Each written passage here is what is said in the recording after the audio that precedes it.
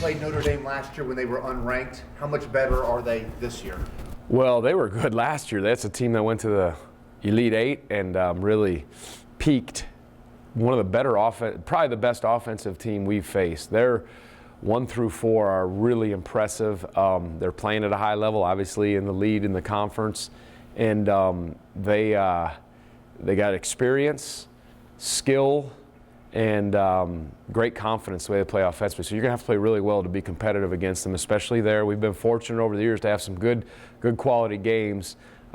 This will be everything we got, and there's no easing your way into this one. You're going to have to be ready because they can go on runs that are very impressive offensively. Because they've been undefeated at home. Just talk about what you have to do. You said it's going to take everything you got. Yeah, I mean, you go and you play quality. You don't have to play perfect, but you have to establish what you do. You're going to have to play really good defense, and they'll hit some tough shots because they play that way, and you'll have to play really sound offense. I mean, you can't just be it's going to take the majority of the game without big lapses, a sound game, things we've done in the past, but again, a great opportunity for our guys to go in there and try to battle and get one.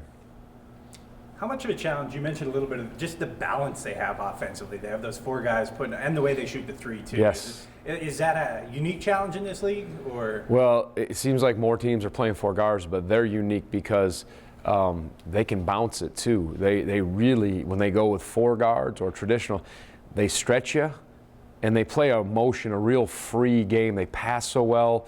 They'll some quickness to get in the lane, and then they stretch it with 3 guys that have just beautiful strokes. Really 4 guys, and then they can go with an interior player who's probably 6'5", but I don't know what his arm span is. He's so long, but he's very versatile. So then they'll put 5 guys on the floor who are all capable, and that catches your attention for sure. You've obviously won there before. You've won other.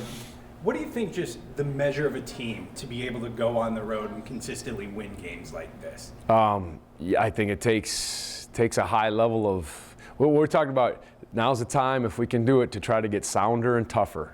The head and the heart got to be at a high level. And Coach Soderberg always says, let's go get a birdie. He relates it to golf. If you can get a road win, that's a birdie.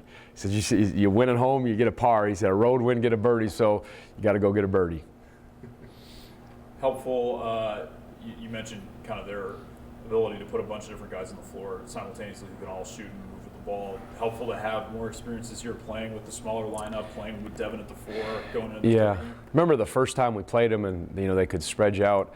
I remember we I think had a experiment with 4 guards back 2-3 years ago, whenever it was we first played them. So at times we're doing that more this year, even though we did it some last year.